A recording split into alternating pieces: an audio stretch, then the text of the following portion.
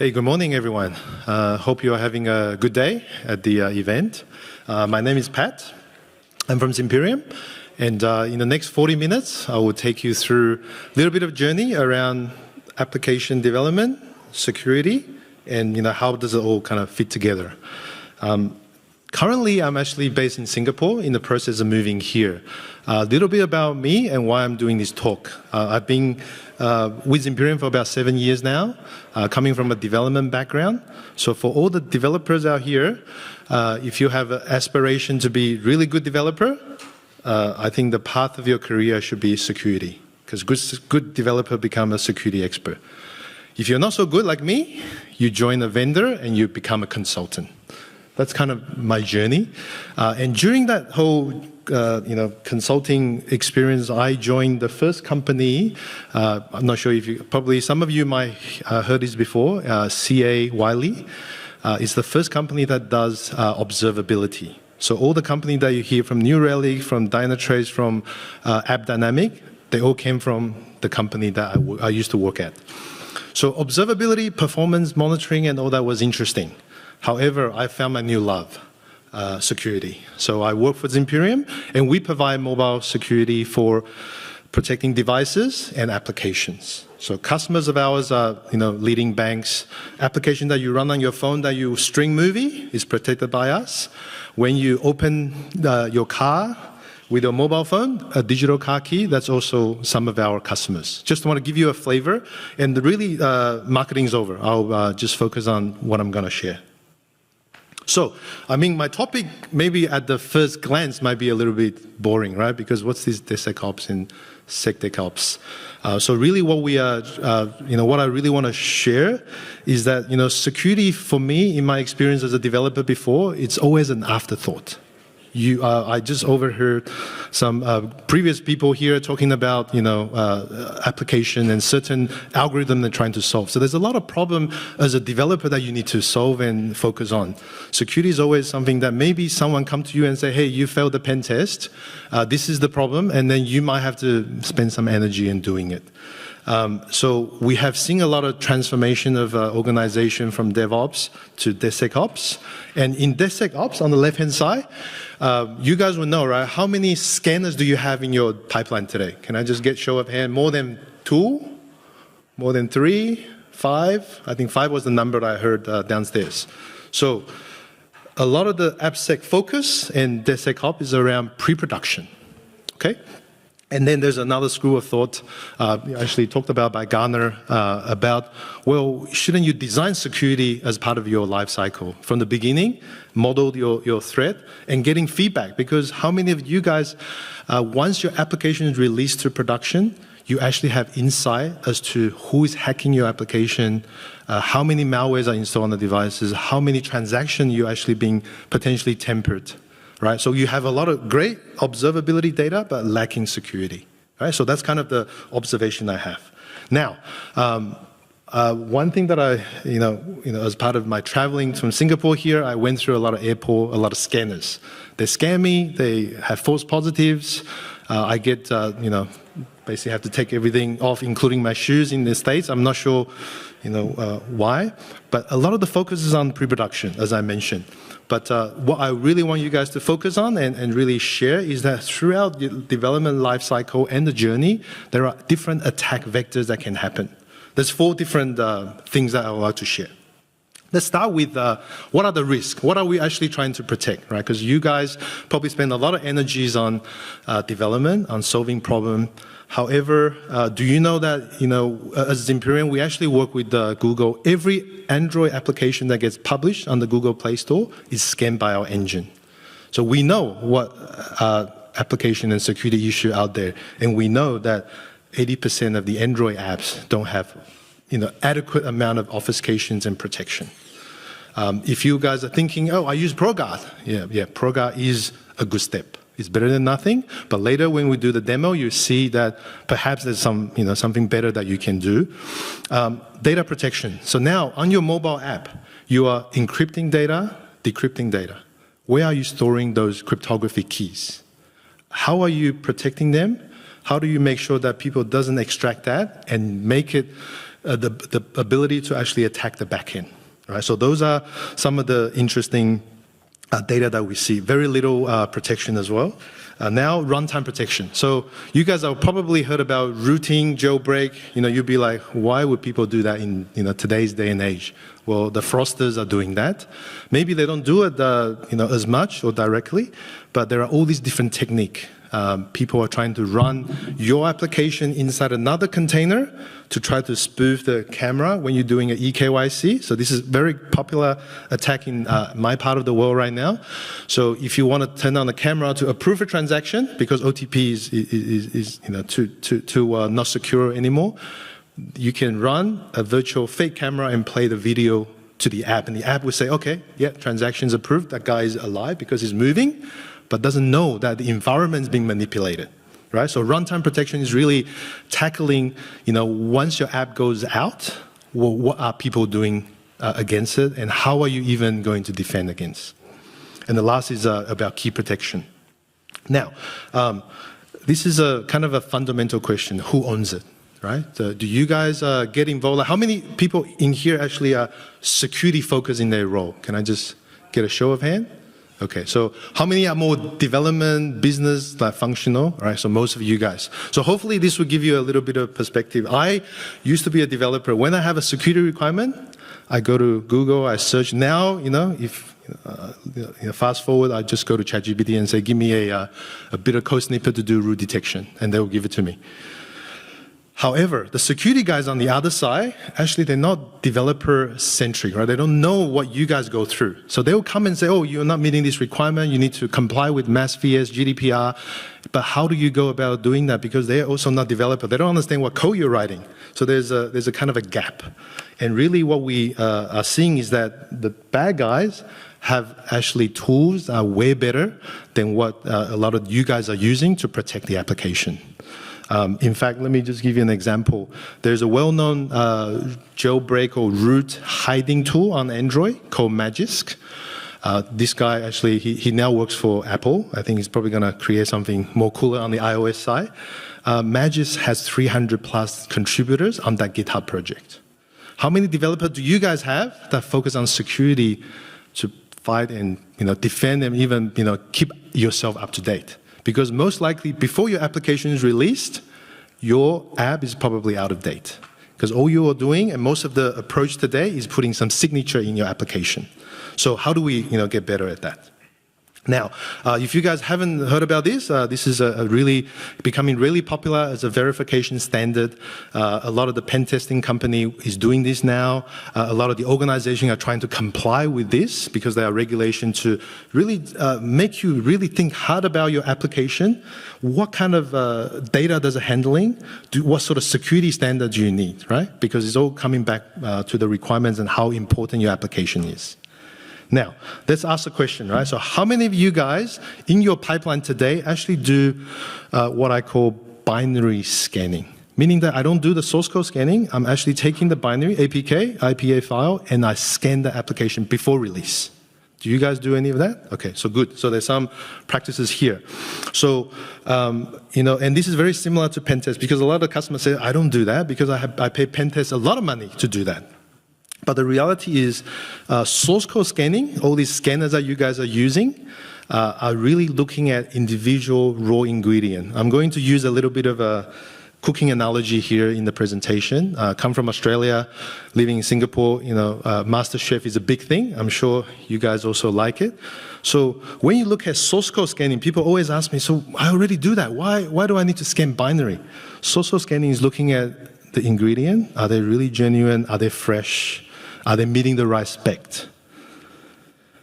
However, once you cook the dish, right, it's a different kind of test you need to verify. So you give it to the pen tester. They'll taste it for you and say, no, that tastes crap. Go back to the kitchen and send it back.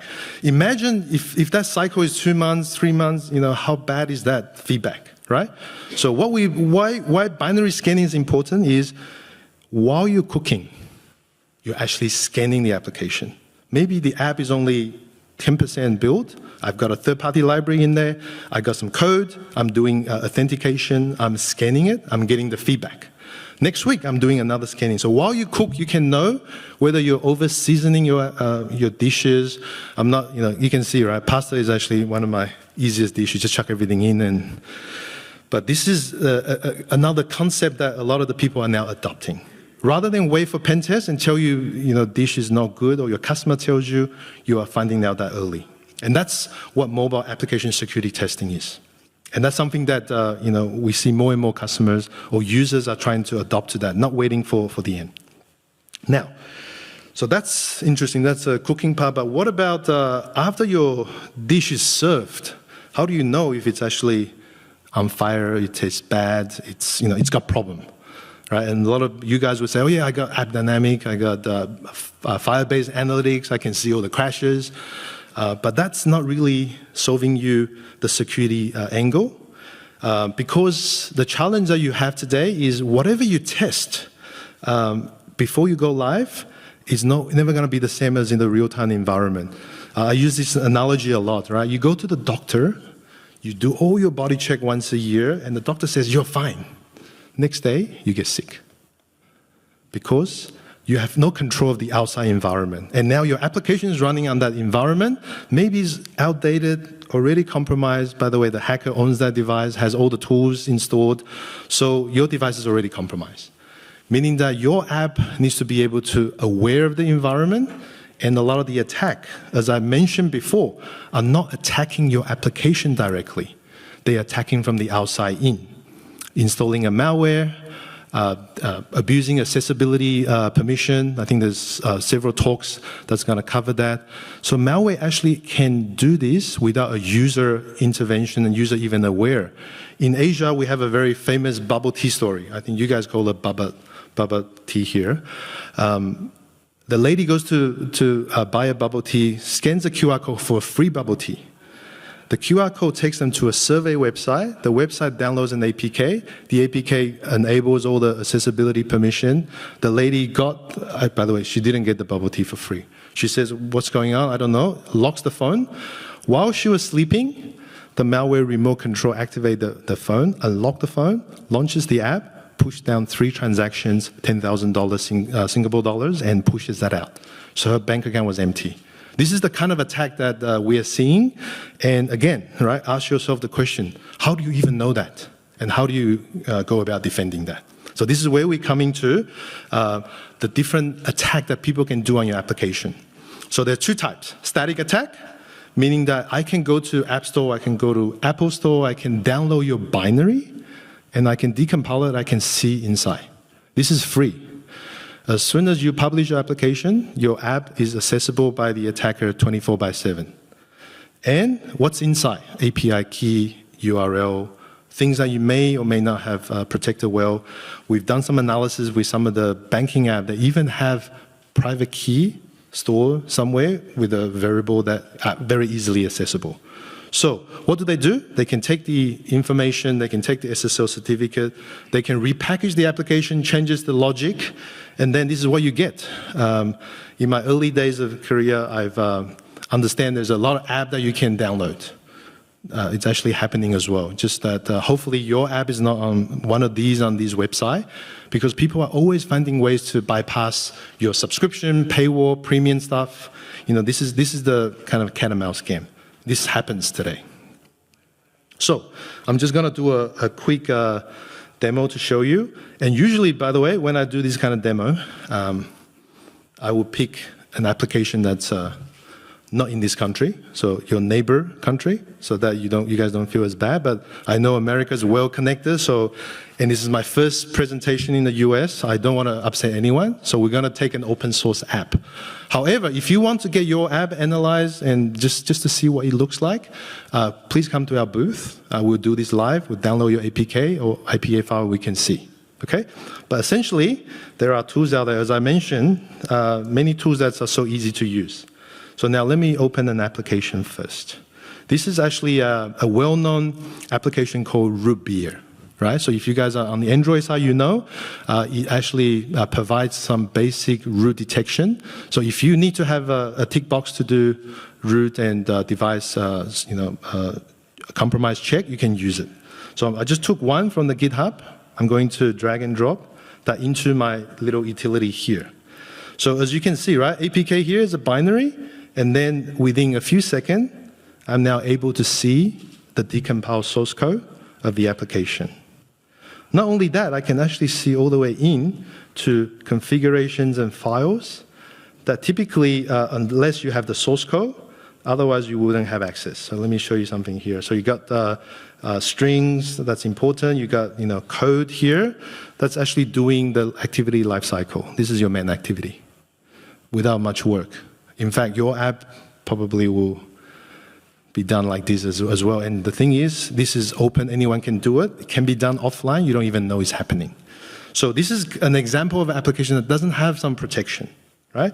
What else can you do? Obviously, with security, it's all about time. The more time you give to someone, the more clues you give to people, they can take time, and if they really have an interest, they can do what they want to achieve. Within your application, a lot of people don't realize that there is a lot of sensitive information potentially under the asset folder, right? Configuration parameters, API keys. Most commonly we see is certificates. SSL certificates that you use certificate pinning. Anyone says, oh, I have a certificate pinning, our application is secure. I can unpin your application in 30 seconds. Just run to a device, bypass the root detection, and your communication is now decrypted fully. So the important thing is the tools are out there. You guys need to be aware, right, that what you're up against. So this is a simple example of an app that is open source, publicly available with no obfuscation and static protection. Now, I have another example. This one I'll actually pick real one, just some random one. I hope there's no one works for this company. And I asked my colleague actually, who's based in the US, has no idea who this app is. So good. Now, open the source code. You can see it's a little bit different. There's all these mumbo jumbo stuff here, right? So if you guys are familiar, this is what ProGuard and RA is doing. The concept of obfuscation and is more optimization is to help you hide the classes and method name. So basically make it difficult to read and understand. But the reality, you guys can see it, is that all the code are still there. I have a search function. I can look for logging. I can look at the logging. I can look at everything that's interesting here, all the communications that you have, all the backend that you talk to. Sometimes I see very common, right? So by looking at the app, I know you're using Stripe payment, you're doing this, you're doing that. Maybe sometimes information can be taken as advantage, because what the attacker wants to do is either create a fake version and start distributing and say this is special promotion, etc. Or what they do is they just go to your backend. They attack your backend, and that's the goal they can achieve. Now, so ProGuard and R8 is a great first step, but it's not enough. Okay? So what I'm going to show you is one app that is actually protected by us. It's actually the same app that I have shared. It's a root beer app, but I'm going to open this side by side. Okay? So I'm just going to open the original one, which is not protected. Sorry. The screen's a bit small, and then I'm going to open another window here. Okay, so I put this on the right, put the original on the left. Okay, now I'm going to take a protected version, right? Apply a little bit better obfuscation here. And you can see now if I'm going to open up the application structure. Okay, first thing you notice here is that we didn't do any class renaming and changes, because that's actually not the point. The people can still see the code. But the first thing if I'm going to do, go into the asset, see this configuration file with all these interesting keys and information. Now if I go to the protector app, that file looks a little bit hard to understand. So from any offline attack, you have some sort of assurance. Now, moving on to the code, right? Because I know this is a root beer application that's checking all the root-related information. So I can go to my com module. I can see here, I got lots of code here. I got activity, right? I got all this source code. Now, on the right-hand side, after we protect the application with a little bit better, stronger application, you can see the code structure is a little bit different. There's only a few more classes that's left behind. A lot of the classes that's implemented on the original app is no longer there. However, the main activity is still there, right, you would say. However, if you look at here, I'm not sure if you can see it clearly, sorry about that. There is strings, there's code, there's logic, and in the Protector app, you actually don't see any code anymore. And this is, a technique that you can apply to provide better security. Okay, you don't have to, it's not for everybody, but for things that you have intellectual property, asset, and things you want to protect, this is something that at least you can prevent against static reverse engineering. Okay, let's go back. If you want to get your app analyzed like this, please come and see us. It's complimentary. Okay. Now, so I'm just summarizing. There's information, it's visible, possible, and a lot of bad practices out there. It's not developers' fault, by the way, because what you're being told is to run fast. It's not about doing logic, business, solving problems, and provide security. An open source ProGuard does give you some protection, but it's just a matter of time. Now, I think there's a big topic here around hybrid, right? So how many of you guys are actually doing native versus hybrid? How many are doing hybrid? Can I just get a show of hand? Oh, okay, not much. How many are native? Oh, wow, okay. Love you guys. So everything that I share here is relevant to you guys. But if you say, oh, I'm using Flutter. Flutter is not easy. Yes. It's a different language, there's different code, there's different tools out there, right? Maybe the tool that I was using is not going to give you enough information. But if you do React Native, it's actually just a whole bunch of JavaScript that gets bundled, and people can still open that up and see it.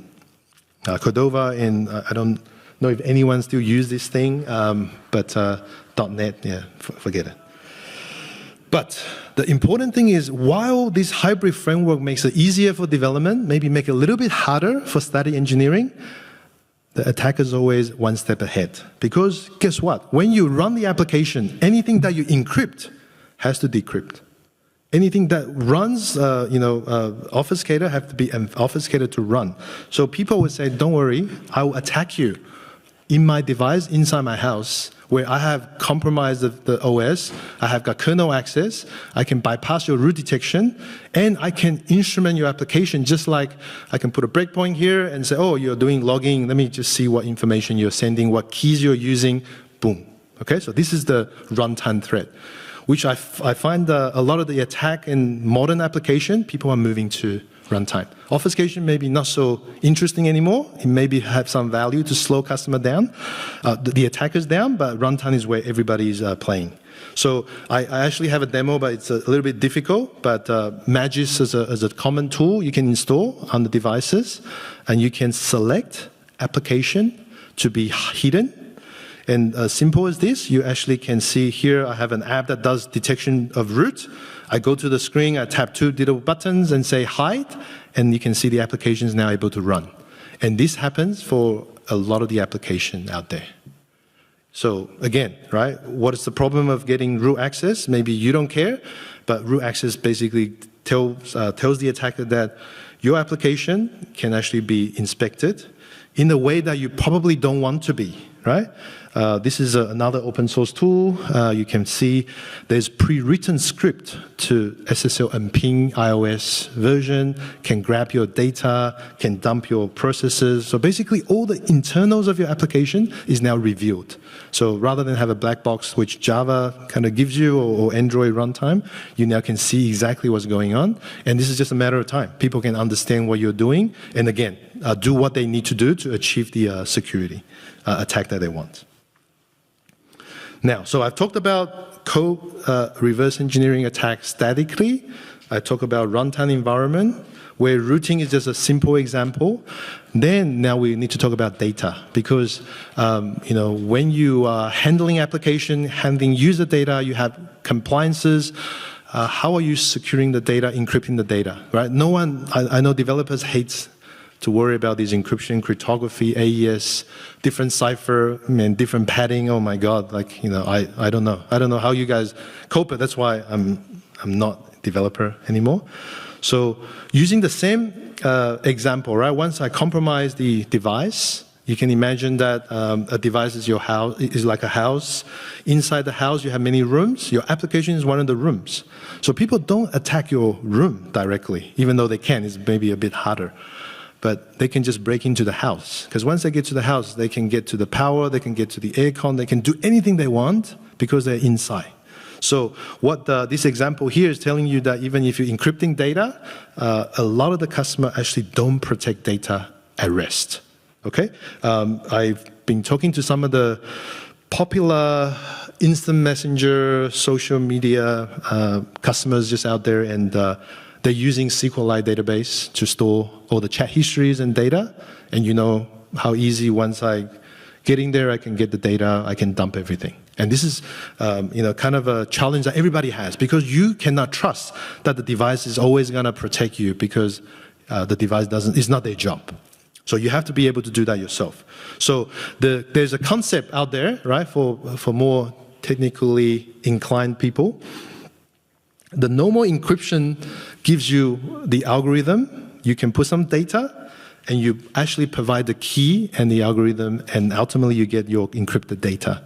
To decrypt, you do the reverse. So seriously, if you have access to the key, then you have the keys to the kingdom. So here I'm talking about a little bit the technical concept, and this is actually used. Remember that digital car key example I shared with you?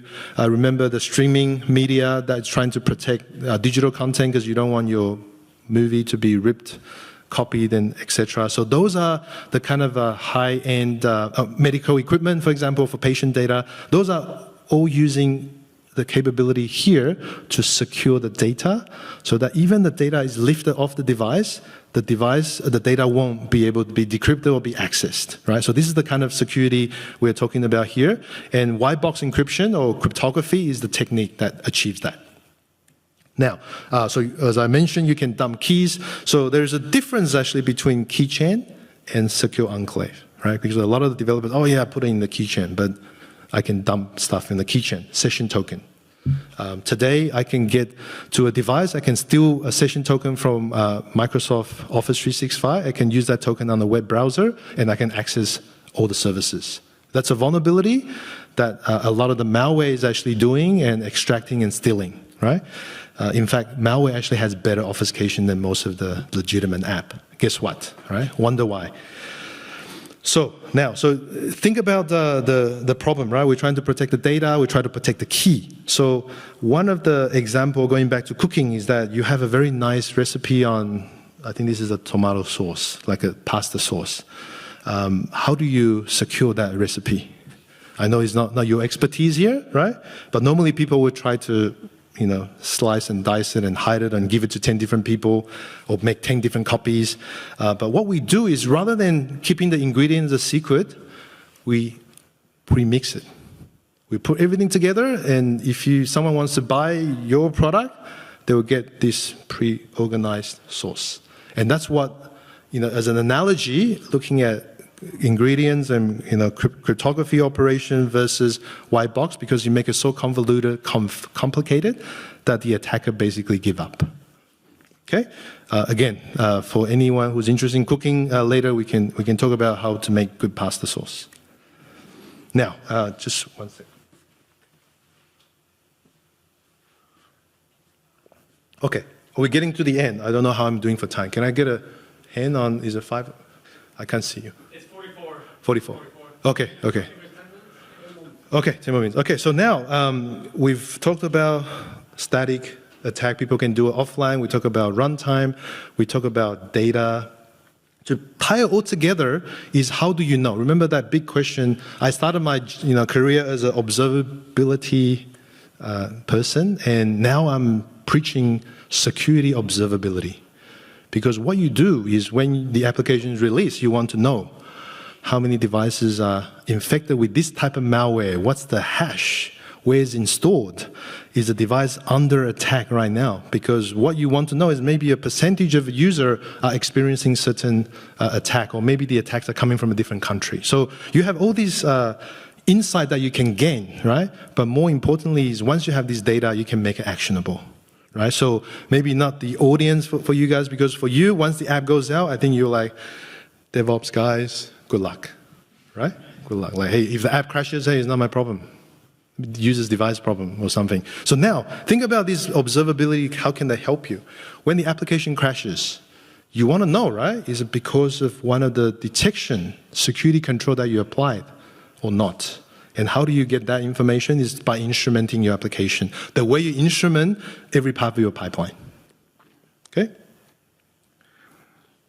Okay, so sorry, I have, since I work for Zimperian and it's a sponsored event, I do have one slide just talk about the product. So basically every problem that I talked about from cooking and cooking while testing while you're cooking, right? To protect against obfuscation and reverse engineering attack, to runtime, environmental attack, to key protection. That's what we can help you throughout that journey. And the goal is that you guys can focus on difficult problem, let the security problem to us, because that's what we're good at.